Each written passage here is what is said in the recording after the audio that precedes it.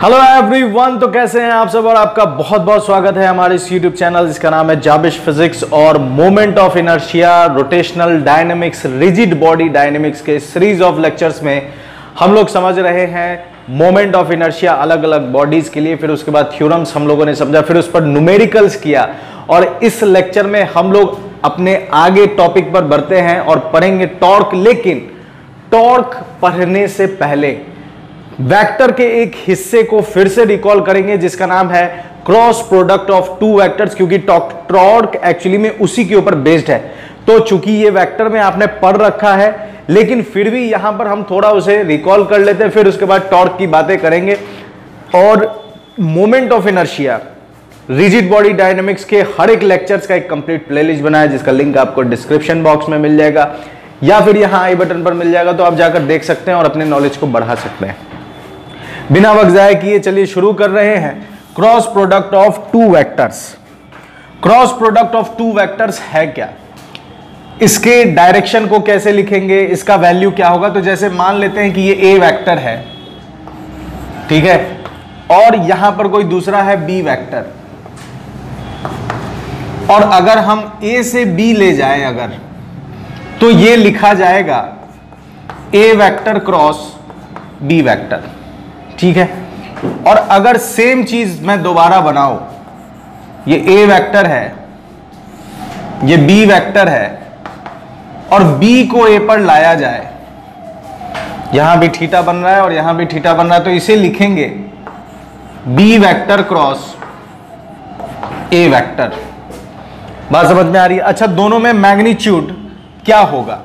तो अगर हम मैग्नीट्यूड की बात करें, मैग्नीट्यूड, ठीक है, मैग्नीट्यूड की बात करें अगर, तो इस वाले केस में होगा modulus of A vector modulus of B vector, cross हटता है तो आता है साइन थीटा।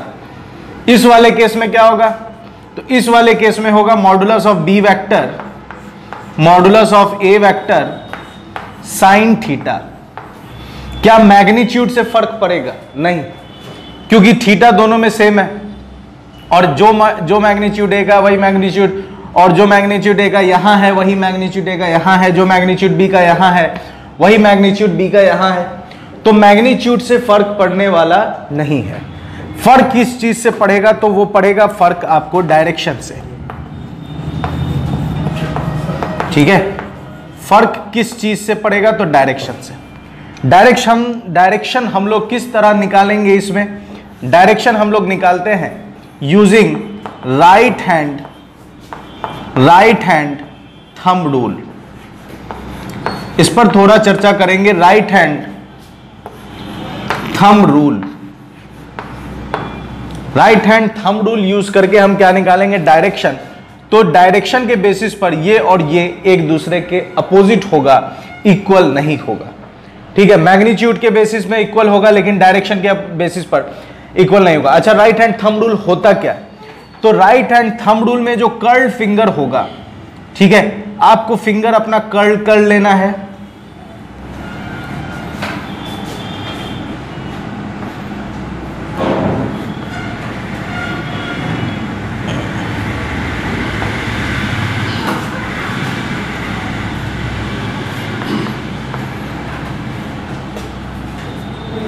फिंगर कुछ इस तरह,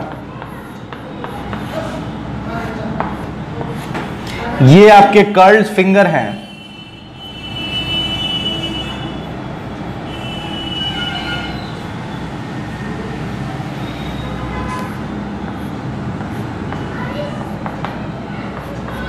ठीक है। ये आपके कर्ल्ड फिंगर हैं कुछ इस तरह, ठीक है। ये आपको कर्ल्ड फिंगर क्या बताएगा, ये कर्ल्ड फिंगर, ये जो कर्ल्ड फिंगर है, ठीक है, ये कर्ल्ड फिंगर बताएगा projection of vector, projection of vector, projection of vector, किधर से किधर जा रहे हैं। और थंब क्या बताएगा, थंब बताएगा डायरेक्शन ऑफ रिजल्टेंट, थंब बताएगा डायरेक्शन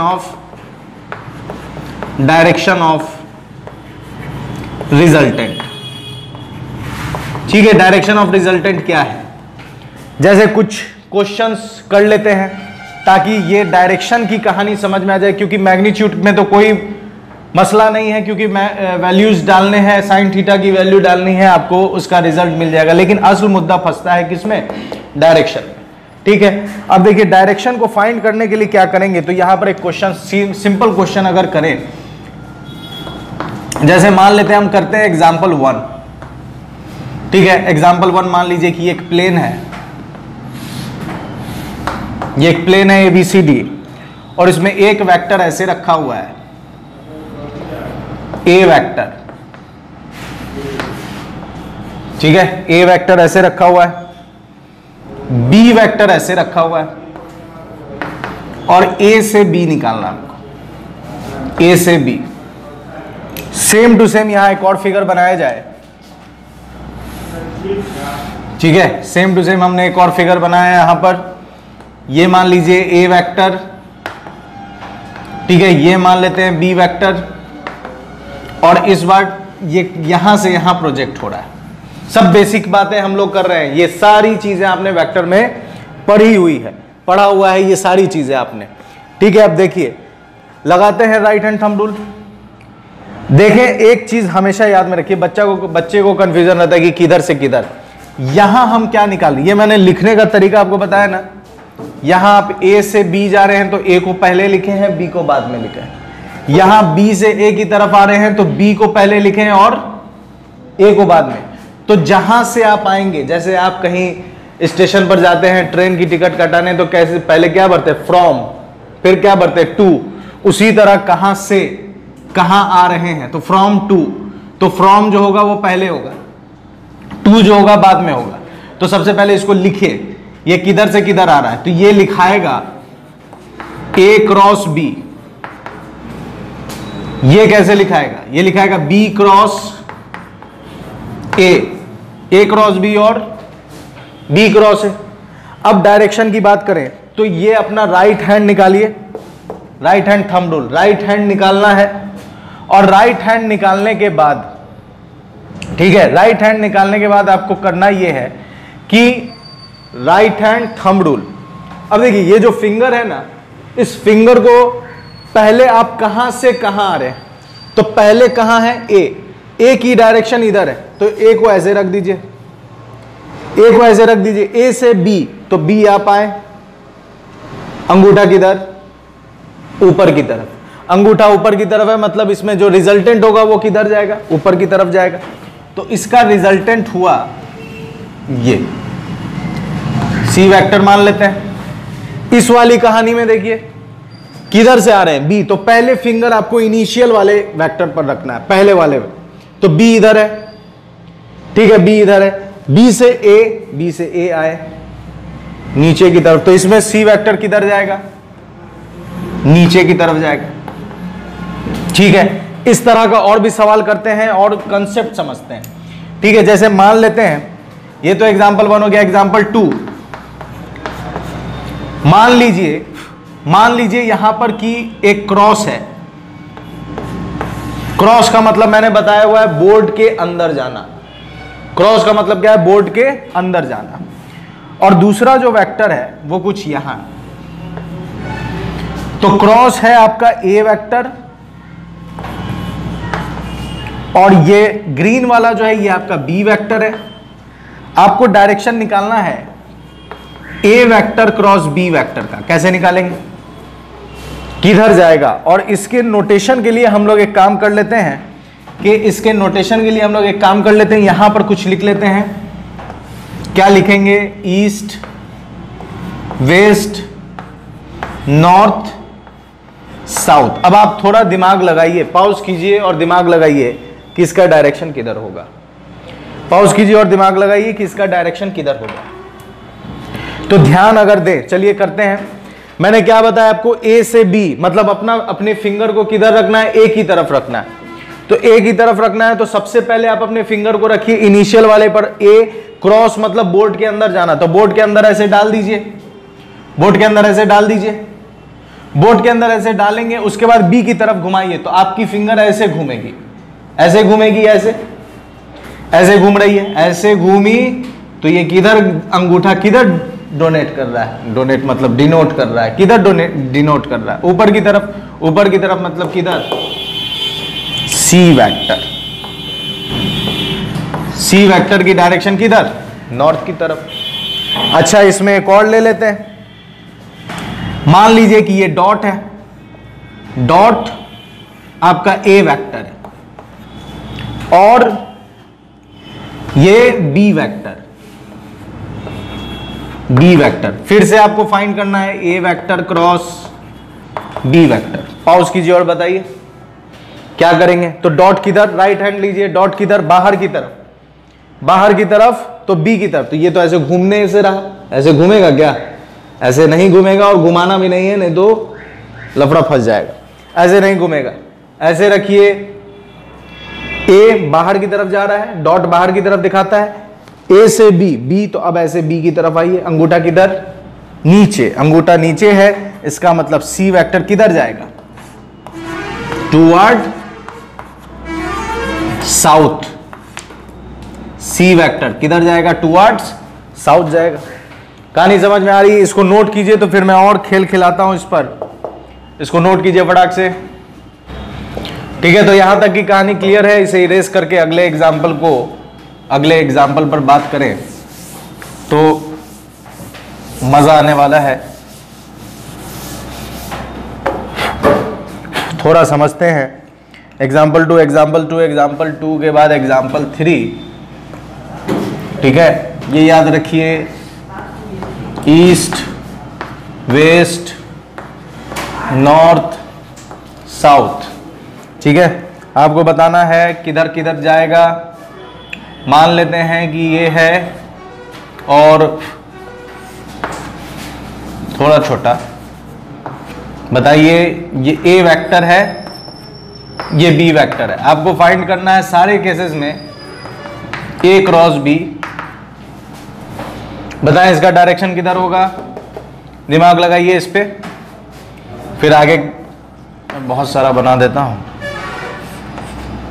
ए वेक्टर, बी वेक्टर, ए क्रॉस बी,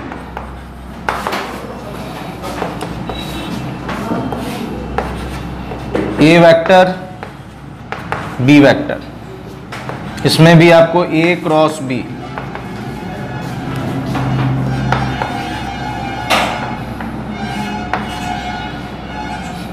ए वेक्टर, बी वेक्टर, ए क्रॉस बी।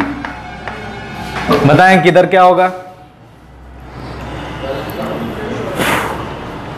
इस पर बात करें, डॉट मतलब बाहर, बाहर, ठीक है, बाहर निकल रहा है, लेकिन बी थोड़ा टेढ़ा है तो टेढ़ा कर दीजिए, तो बाहर निकल के बी की तरफ लाइए, तो ये हो गया इधर, इधर मतलब किधर जाएगा, नॉर्थ ईस्ट, तो ये जाएगा इधर नॉर्थ ईस्ट की तरफ। इसमें बताएं बाहर निकालना है, बाहर निकालना है और बी की तरफ ले जाना है, थोड़ा टेढ़ा करके बाहर निकालिए और टेढ़ा करके बी की तरफ ले जाइए, तो किधर जाएगा, साउथ ईस्ट, साउथ ईस्ट। इसमें बताएं अंदर जा रहा है, इधर तो मुड़ेगा नहीं, तो ऐसे ले जाइए और ऐसे घुमाइए, तो किधर जाएगा, साउथ ईस्ट, साउथ ईस्ट। इसमें देखिए अंदर ले जाना है, बी की तरफ जाएगा, तो किधर जाएगा, नॉर्थ ईस्ट। तो डायरेक्शन आपको निकालने आना चाहिए। ये कब लगाएंगे, जब ऐसा होगा, जब ए वेक्टर क्रॉस बी वेक्टर या कुछ भी ए वेक्टर या बी वेक्टर कुछ भी हो सकता है, अगर वेक्टर हो, इस तरह से अगर आप प्रोडक्ट निकालो, इस तरह से अगर आप वैल्यू निकालो, तो आपको यूज करना होगा यही तरीका जिसका नाम है राइट हैंड थंब रूल, ठीक है। यहां तक की कहानी क्लियर है। अब एक सवाल यह भी है, हो सकता है आपके दिमाग में आए या भूल गए हो, वेक्टर में पढ़ना था, यहां पर साइन किसका ले रहे हैं, यह सवाल आ सकता है। तो आप देखें कि आप साइन आपने, अगर आप पीछे की बात रिकॉल करें तो आप देखें कि ये अगर मान लेते ए वेक्टर है, जैसा यहां मानने हुए हैं उसी को मान दीजिए, ये मान लीजिए बी वेक्टर है, ये अगर ए वेक्टर है और हम ले जा रहे हैं ए को बी की तरफ, तो हम किसे तोड़ते हैं? ए से परपेंडिकुलर बी पर डालते हैं। तो ए का इस तरफ आएगा साइन थीटा, और ए का इधर क्या आएगा? Cos theta. तो कॉस से अगर हम मल्टीप्लाई करेंगे तो वो कहलाएगा डॉट प्रोडक्ट, और अगर हम साइन से मल्टीप्लाई करेंगे तो वो कहलाएगा क्रॉस प्रोडक्ट। तो यहां पर जिसको ले जा रहे हैं उसका दो कंपोनेंट, एक साइन और एक कॉस। तो यहां किसको ले जा रहे हैं? ए को, तो यहां होगा ए साइन थीटा। यहां किसको ले जा रहे हैं? बी को, तो यहां होगा बी साइन थीटा। बात समझ में आ रही है? मतलब यहां हम लिख सकते हैं मॉडुलस ऑफ बी वेक्टर, ठीक है, और ए साइन थीटा। इसको ऐसे अरेंज करके लिख सकते हैं। इसको अरेंज करके कैसे लिख सकते हैं? तो इसको लिखेंगे modulus of A vector B sine theta. कहानी समझ में आ रही है? तो इस तरह से मैग्नीट्यूड निकालना है डायरेक्शन के लिए, आपको right hand thumb rule use करना है। और ये मैंने खेल खिलाया कि किस तरह से आप डायरेक्शन फाइंड कर सकते हैं। अब कुछ और बेसिक चीजें जो बताना है, जो काम देगा आपको बहुत ज्यादा, वो क्या है देखिए।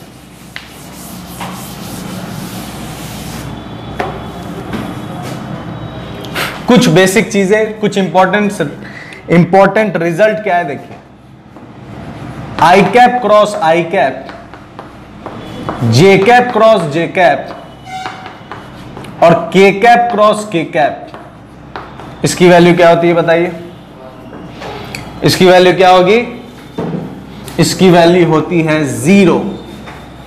इसकी वैल्यू क्या होगी? 0। कैसे 0 होगी? तो देखिए, क्रॉस हटा तो क्या आया? साइन। क्रॉस हटा तो क्या आया? साइन।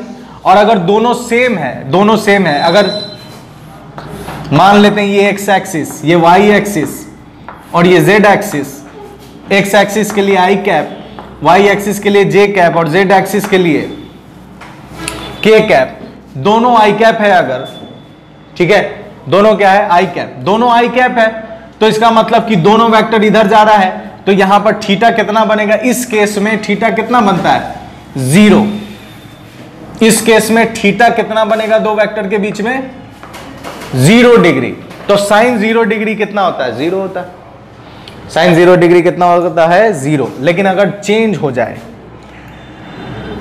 तो चेंज जब होगा तो आपको याद रखना है कुछ चीजें। क्या चेंज हो जाए? तो देखिए, सर्कल बनाइए, आई कैप, जे कैप, के कैप। अगर आप एंटी क्लॉकवाइज डायरेक्शन में बढ़ेंगे तो लेंगे पॉजिटिव, और अगर आप क्लॉकवाइज डायरेक्शन में बढ़ेंगे तो लेंगे निगेटिव, ठीक है। अब करते हैं अलग अलग के लिए। आई कैप क्रॉस जे कैप, आई कैप क्रॉस जे कैप, आप बढ़ रहे हैं एंटी क्लॉक, एंटी क्लॉक मतलब के कैप। तो अगर जे कैप क्रॉस आई कैप होता तो जे कैप क्रॉस आई कैप माइनस के कैप, क्योंकि आप कैसे बढ़े? क्लॉकवाइज बढ़े। अच्छा, उससे चेंज करके अगर लिखें, चेंज करके लिखते हैं, अगर जे कैप क्रॉस के कैप, तो जे कैप क्रॉस के कैप आप बढ़ रहे हैं एंटी क्लॉक, क्या लिखेंगे? आई कैप। और अगर आप बढ़ते हैं के कैप क्रॉस जे कैप तो क्या लिखेंगे? माइनस आई कैप। कहानी समझ में आ रही है? तीसरा जो है वो क्या है, यहां लिख लेते हैं तीसरा हिस्सा, के कैप क्रॉस आई कैप, के कैप क्रॉस आई कैप क्या होगा? आप एंटी क्लॉक बढ़ रहे हैं जे कैप, और अगर आई कैप क्रॉस के कैप हो जाए तो क्या लेंगे? माइनस जे कैप। तो ये कुछ बेसिक रिजल्ट्स हैं जो हमने पढ़ना था, cross vectors of, cross product of two vectors. तो इसको भी नोट कीजिए। फिर हम लोग आते हैं अपने मेन मुद्दे पर जिसका नाम है टॉर्क। नोट कीजिए इसको फटाक से। चलिए, तो यहां तक की कहानी आपने समझ ली है, और चूंकि स्टोरेज का लफड़ा फंसता है मेरे मोबाइल में, तो इस लेक्चर को क्रॉस प्रोडक्ट हम लोगों ने डिटेल में समझ लिया है, क्योंकि ये बेसिक है टॉर्क का। ये डायरेक्शन पर आप खेल खेल सकते हैं अपने घर में जाकर, कहीं पर भी बैठ के डॉट इधर दीजिए, क्रॉस इधर दीजिए और राइट हैंड थंब रूल पर प्रैक्टिस कीजिए ताकि आपको डायरेक्शन निकालनी आ जाए। और इंपॉर्टेंट है डायरेक्शन, क्योंकि टॉर्क जब मैं पढ़ाऊंगा इसके नेक्स्ट लेक्चर में, जो यहां डिस्प्ले हो रहा है आप देख सकते हैं, और इसे जाकर देख लीजिए ताकि टॉर्क क्लियर हो जाए। तो वो क्लियर करने के लिए ये क्रॉस प्रोडक्ट आना जरूरी है, ठीक है। तो मेरे साथ बने रहने के लिए बहुत बहुत शुक्रिया। नेक्स्ट लेक्चर में हम लोग करेंगे टॉर्क। मेरे साथ बने रहने के लिए बहुत बहुत शुक्रिया। अपना ख्याल रखें। गुड बाय एंड खुदा हाफिज।